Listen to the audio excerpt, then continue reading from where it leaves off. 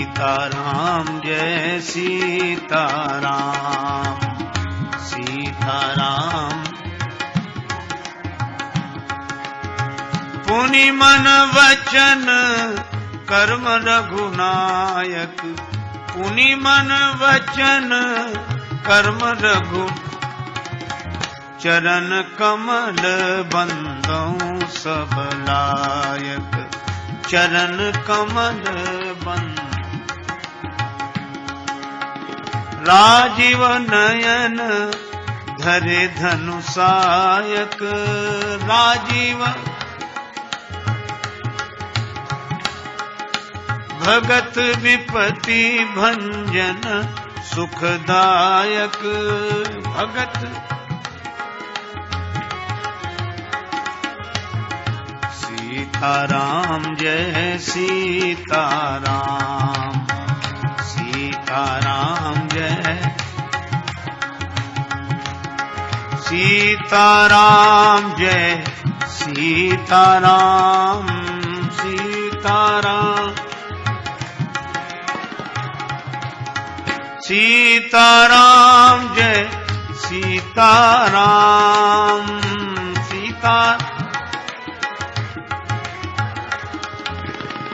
सीताराम जय सीताराम सीताराम जय सीताराम सीताराम जय सीताराम सीताराम जय सीताराम सीताराम जय सीताराम जय सीताराम जय सीताराम सीताराम।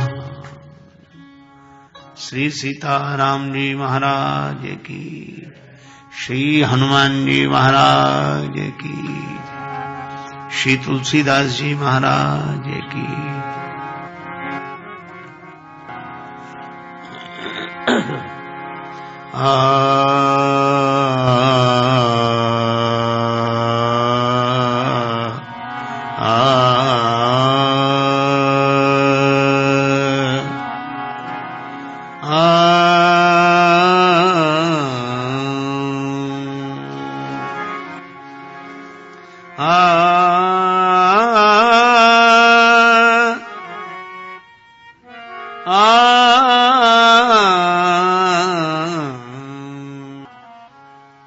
जब जब होय धर्म के हानि, जब जब हो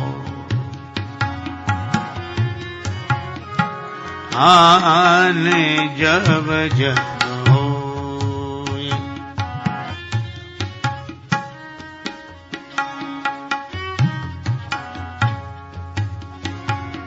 धर्म के हानि, जब जब हो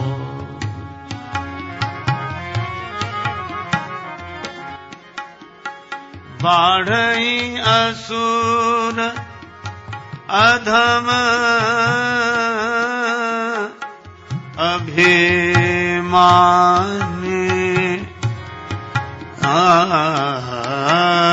जब जब होय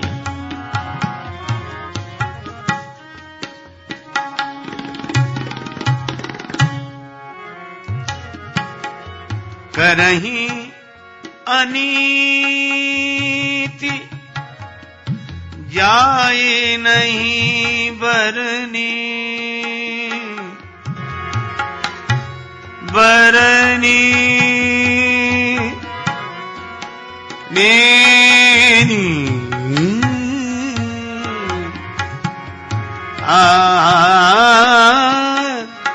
करही अनीति,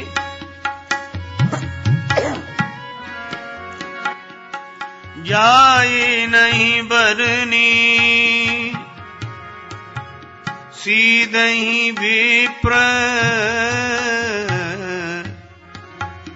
धेनु सुर धरनी तब तब धरे हरि विविध शरीरा तब तब धरे हरि शरीरा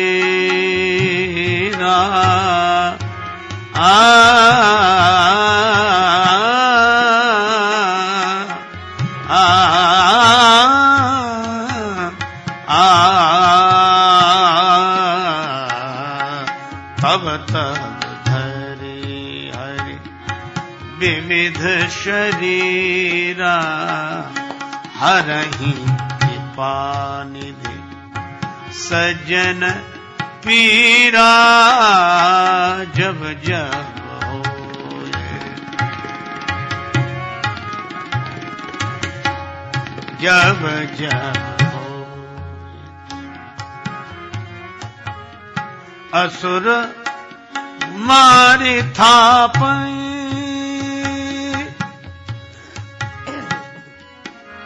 सुरन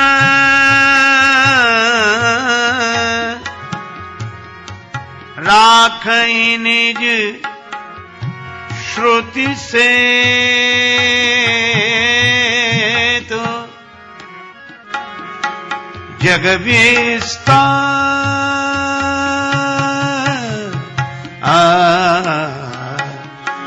जग विस्तार विमल जस राम जन्म कर हे तो जब जब हो धर्म के हानि जब जब हो जब जब हो जब जब हो जब जब हो धर्म के हानि जब जब हो जब जब होए जब जब हो। जैसा कि हमारे परमात्मीय भक्तवर्षी चिमन भाई जी ने आपको सूचना दी कि इस बार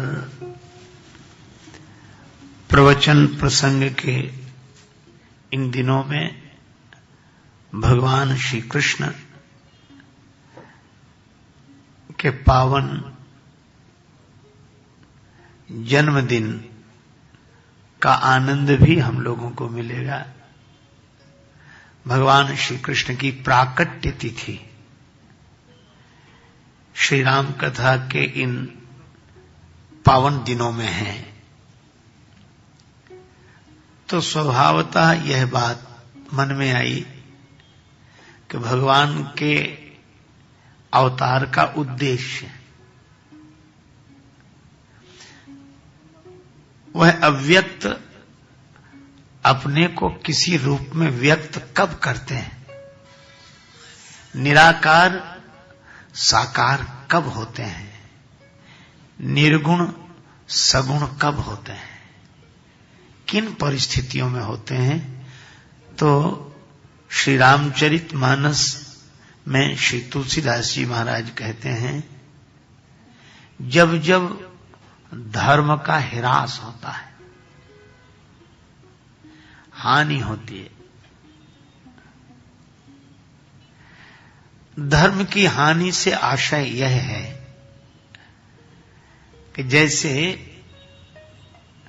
कोई दुकानदार अपनी दुकान में जो सामान रखे हो और उसकी बिक्री न हो तो दुकानदार को हानि होती है कि हम ऐसी चीज रखे हैं जिसका कोई खरीदार नहीं है,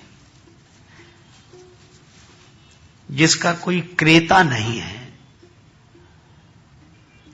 धर्म की हानि का भी यहां यही अर्थ है कि जब धर्म को कोई स्वीकारने के लिए ही तैयार ना हो, जहां धर्म केवल ग्रंथों में रह जाए, जहां धर्म केवल शब्दों में रह जाए, केवल वचनों में रह जाए, जब उस धर्म को धारण करने वाले लोग न हो, धर्म को स्वीकार करने वाले लोग न हो। जैसे कई बार आपने देखा होगा कि दुकान पर लोग जाते हैं तो सामान को देखते तो हैं, पर देखकर चल देते हैं। दुकानदार ने बड़े उत्साह में भरकर वह सामान दिखाया था कि ये देखेंगे तो जरूर खरीदेंगे और इसकी कीमत देंगे और इसे ले जाएंगे। लेकिन कुछ ऐसे होते हैं जो केवल देखते ही हैं, खरीदते नहीं हैं, और अंत में जब वो चल देते हैं बिना सामान लिए तो दुकानदार उनका मुंह देखता हुआ रह जाता है। बस यही दशा है।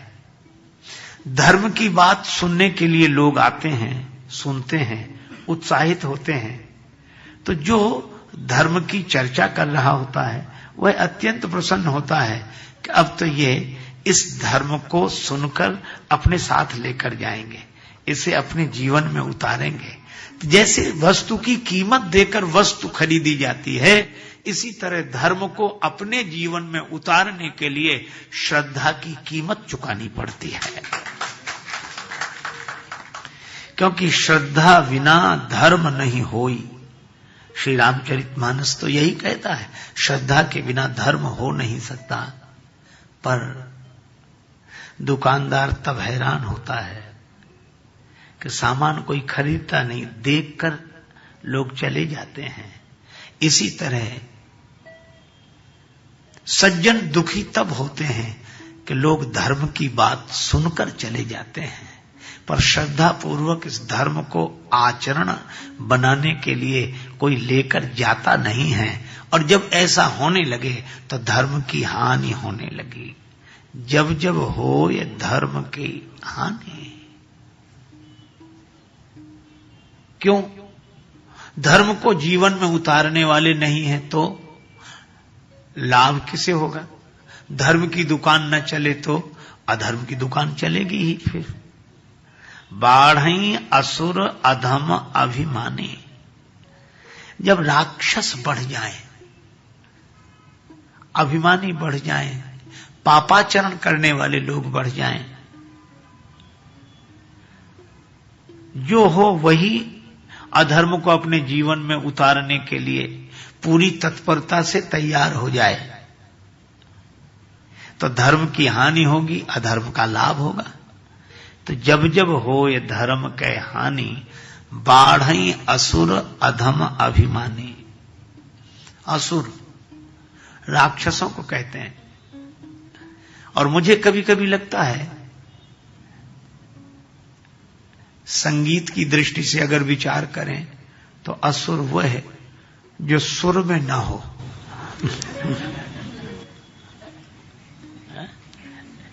बेसुरा हो। तो अगर विचार करके देखें तो जितने शरीर हैं ये सब साज हैं, ये सब बाजे हैं और बजते हैं। बजते जरूर हैं लेकिन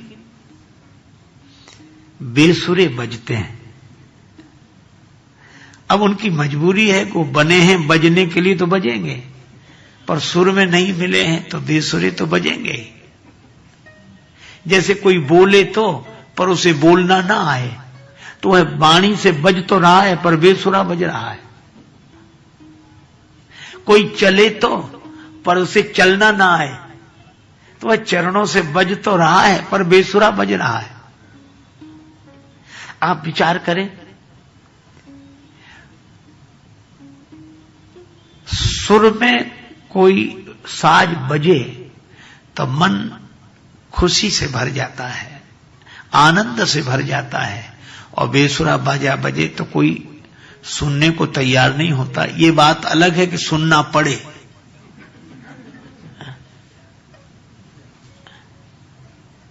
तो असुर वही जो सुर में ना हो, जिसकी आंख सुर में ना हो, जिसका कान सुर में ना हो, जिसकी वाणी सुर में ना हो। अच्छा, अब एक बात यह भी है कि साज बाजार में मिल जाता है। बनाने वाली कंपनियां रोज बाजे बनाती रहती हैं और बाजे कंपनी से बन के बाजार में आते रहते हैं और खरीदने वाले बाजार से खरीद कर लाते रहते हैं। पर एक बात है, बाजा तो आप खरीद सकते हैं बाजार से, बनाया है कंपनी ने, मिल गया है बाजार में, पर उसे स्वर में मिलाना हो तो किसी स्वर के जानकार के पास जाना पड़ता है, किसी उस अनुभवी के पास जाना पड़ता है जिसने उस बाजे को बजाया हो और स्वर में मिलाकर बजाया हो। बस यही हमारे आपके जीवन की कथा है। जैसे बाजा बनता है किसी कंपनी में और बाजा मिलता है बाजार में किसी दुकान पर, इसी तरह ये जो तन का बाजा है, ये शरीर का बाजा है, यह भगवान की कृपा कंपनी में बनता है और माता पिता के द्वारा जगत के बाजार में आ जाता है। भगवान की कृपा कंपनी में बनने वाला यह शरीर का बाजा माता पिता के द्वारा जगत के बाजार में आता है, पर इसे स्वर में मिलाने की जरूरत है। तार तो इसमें है, पर इसे स्वर में मिलाने की आवश्यकता है। तब स्वर में कहां मिलेगा यह बाजा? जो इस बाजे को बजाने के अभ्यस्त हों, अनुभवी हों, जिनका स्वयं का बाजा स्वर में मिला हो। तो संतों में और हम लोगों में एक ही अंतर है, यही साज संत के पास है और यही साज हमारे पास है, पर मिले हुए साज का नाम संत है और बिना मिले साज का नाम संसारी है। बात वही है, आंख वही है, वाणी वही है, कान वही है, पर स्वर में नहीं मिला। अच्छा, तो स्वर में मिले कैसे? का सत्संग में चलो। सत्संग और कुछ नहीं है, अपने बेसुरे साज को सुर में मिलाने के लिए सत्संग है। और इसीलिए मैं कहता हूं कि जिंदगी का बाजा बना देना परमात्मा का काम है और परमात्मा के बने हुए बाजे को स्वर में मिला देना ये महात्मा का काम है। अच्छा, अब आप देखते हैं, जब हम गुरु के पास जाते हैं अपना साज लेकर कि ये मिला दीजिए, तो दो तरह से होता। तार प्रधान वाद्य खूंटी खींचकर मिलाए जाते हैं, तार खींचकर मिलाए जाते हैं। ताल प्रधान वाद्य ठोक पीट कर मिलाए जाते हैं। अच्छा, तबले को कोई ठोकता है, पीटता है, तो उसकी करुणा है, क्योंकि वह उसे स्वर में मिलाना चाहता है। तार वाद्य की खूंटी कोई मरोड़ता है तो उसकी करुणा है, क्योंकि वह उसे स्वर में मिलाना चाहता है। इसी तरह जब हम गुरुजनों के पास जाते हैं तो वहां भी ठोक पीट होती है, वहां भी खूंटी मरोड़ी जाती है। हमारे गुरुदेव कहा करते थे कि उनके गुरुदेव ने एक बार उनका कान मरोड़ दिया, तो गुरुजी ने पूछा कि महाराज यह क्या कर रहे हैं? तो मुस्कुराकर बोले, हमारी सारंगी बेसुरी हो रही थी, सुर में मिला रहे हैं। तो ये महापुरुषों का काम है, उनकी ठोक पीट सुर में मिलाने के लिए है, उनकी खूंटी मरोड़ना सुर में मिलाने के लिए है। और ये श्री कबीरदास जी ने भी कहा, खेचत तार मरोड़त खूंटी, खेचत तार मरोड़त खूंटी। और जब ये स्वर में मिल जाए तो किस स्वर में मिल जाए है साज? ईश्वर, ईश्वरी वह स्वर है देखो, अगर स्वर हो तो ईश्वर, और स्वर न हो तो नश्वर। पर स्वर कौन सा? ईश्वर का। कबीरदास जी ने कहा, साधो यह तन साज तबूरे का, खेचत तार मरोड़त खूंटी, और सुर मिल जाए तो निकसत राग हजूरे का। साधो यह तन साज तबूरे का, निकसत राग हजूरे का। देखो, जिस स्वर में तार मिला हो, आप उस सीताराम जय सीताराम, सीताराम। पुनि मन वचन कर्म रघुनायक, पुनि मन वचन कर्म रघु, चरण कमल बंदो।